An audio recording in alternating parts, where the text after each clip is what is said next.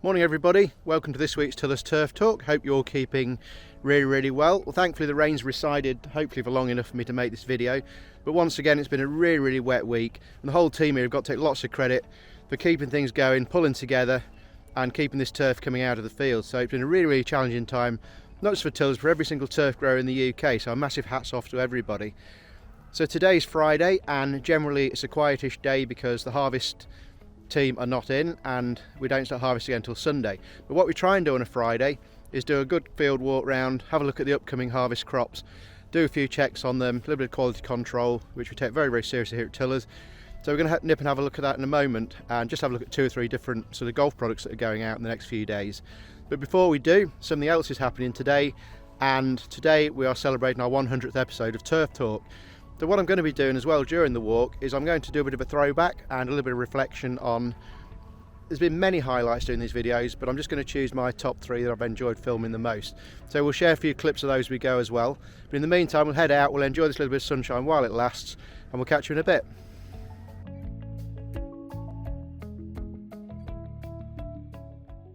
So our greens turf is a bent fescue composition, and I have to say looking absolutely fabulous under this lovely winter sunshine. So what we're looking for pre-harvest is we're looking for good colour, which is looked absolutely amazing at the moment. It's a bit of a dew formation this morning. There has actually been a very light frost, but that's sort of clearing now with the sunshine quite quickly, and obviously left this bit of a dew. So the guys will be out soon, they'll whip that dew off with a hose pipe and we'll clear that off. And yes, a fabulous colour, sward density absolutely fantastic, mowing height absolutely where we'd like it to be, and a really top quality product going out. But looking at it closely, the bit I've walked over, I can see no annual meadow grass. Overall 100% health, more than happy for this one to go. So fabulous stuff. So what we'll do now, we'll have a head back to the van and we'll go and have a look at another crop. But before we do, we'll look at the first of our 3 videos that have been my highlights and some of my favourite to film. And we're going to start off back in October last year at the Deutsche Bank Park Stadium in Frankfurt. Now this was Tillers' first installation of a hybrid carpet into Europe, and I went over to help with the install.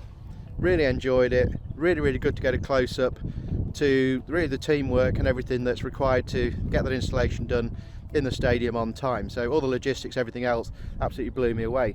But to have the opportunity for Tillers to put this into a stadium, there's going to be a viewing audience worldwide in the billions. The pitch was actually going in for NFL games, so National Football League, so that's obviously American, and has a massive following worldwide. So it was really proud and a real privilege to be involved with that.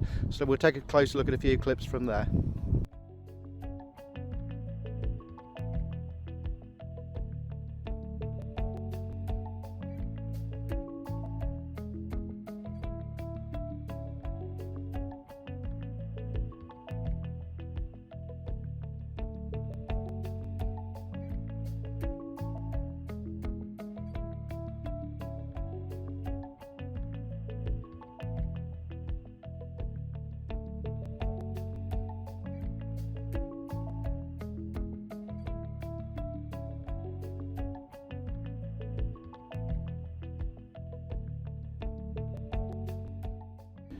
We've arrived at the next field, and the next product we're going to look at is our obviously ever popular revetting turf. Now we've done lots of videos on this in the past, and we've got the Firefly here all ready to go on Sunday when harvest starts again.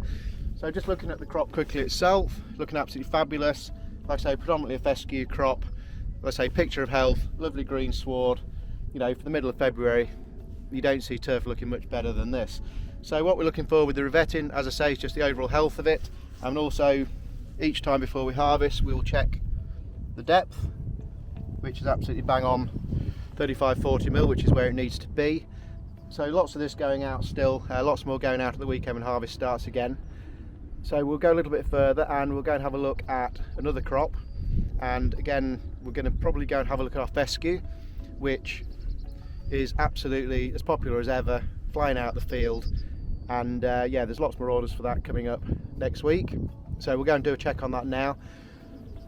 So while we're down with the Firefly, I just want to reflect on video number 2, and that I want to recall one of my favourites for making, and that was the one on the evolution of the harvester. Now we've got these lovely turf fields here. Without these machines we can't get the turf out of the field. Now one thing that has been noticeable with that, it's a bit like cars really. You know, you look at cars from 40, 50 years ago, they all had a steering wheel, they all had 4 wheels, and they all went forwards or backwards.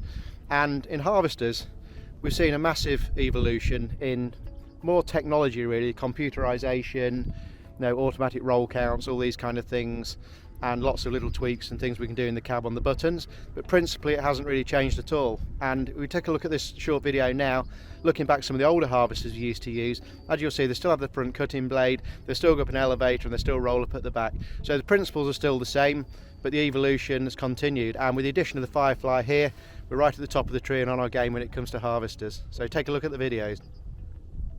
So I'm actually sat on an old Brower at the moment, and it is kind of a wraparound harvester on an old Ford tractor, which we'll have a closer look at in a moment. So the principles haven't changed really too much, but obviously the conditions and the technology has. So this one here would have been operated just with levers and buttons. Communication from the harvest management or the office would be by pieces of paper, I'm sure. The cab, as you can see around me, has no protection whatsoever. So on a cold day, it's a case of wrap up a little bit warmer, put some gloves on, and back then there's probably no power steering either, so that would keep you warm trying to turn the thing around and steer. Then we moved on to the first sort of dedicated sort of auto stacking type machines, you know, one-man operation. As you can see, still tractor mounted. I've gone to a sort of a more modern day John Deere here. So that'll have air conditioning, have a good radio, and the guys will have all the comforts they want. You know, these old machines will still lift turf, but then old cars will still get you from A to B. But obviously technology, things have got quicker, things have got more comfortable. You know, cars these days will have things like heated seats in, sat nav, all these kind of things to help us get around day to day in a lot more comfort and a lot more ease. And just like these harvesters are becoming now, they're more quicker, they're more efficient, and a lot of turf gets harvested in the UK, and it's essential that we're able to do this obviously with maximum efficiency.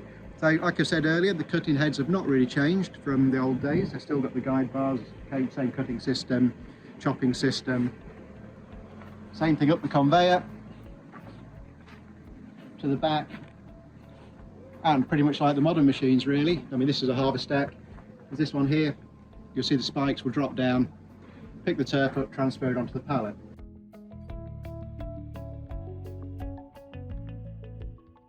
So before we head back to the office, just want to talk about video number 3, and that is, I think it was episode 5, one of the early ones, when we look at the environmental benefits of natural turf.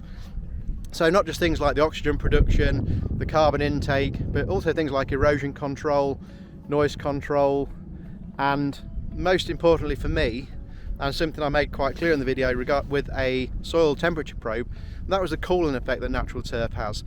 And we did a little test between where the turf was and where the turf had been harvested, and the temperature difference was absolutely amazing. So it's well worth a look back at that video, but we'll show you a few little highlights from it shortly. And whatever we do going forward regarding turf, whether it be anywhere, golf courses, lawns, we've got to keep it natural for the benefit of the planet. We're all doing our bit, we're all doing a fab job, there's really nothing to be negative about. So let's keep that message out, keep it real, keep that natural turf going down. So at the moment we've got our soil temperature probe in the ground here, and it's given us a reading of 14.4 degrees at the surface. Now if I move this probe over into the exposed soil where the harvest has taken place, as you can see here, the temperature is rising rapidly. Now I'm holding that probe just below the surface, out of the sunlight, but already we can see that's gone from 14.7 to 19.4 and still rising. So that kind of sort of demonstrates really that by removing all this green space, green cover, wherever we are in the world, you know, we're contributing to global warming. So, you know, turf, brilliant way of cooling things down, absorbing heat and keeping us a healthy planet. Hope you enjoyed that edition 100 of Tiller's Turf Talk as much as I've enjoyed making it once more, as well as I've enjoyed the previous 99. So a little insight into quality control, what we're looking for pre the new harvesting week, which starts on Sunday, and a little look back, like I said, a bit of a throwback to some of the previous videos that we've made and some of my favourites that I've enjoyed doing the most.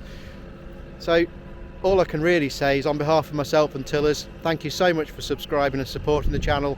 I think our subscriber base now has increased something like 500% since we started it, So you've no idea how much we appreciate that. It's absolutely fabulous. So if you like the video, please share, like, retweet. In the meantime, have a fab weekend, enjoy yourselves, and we'll catch you next week. Take care, everybody.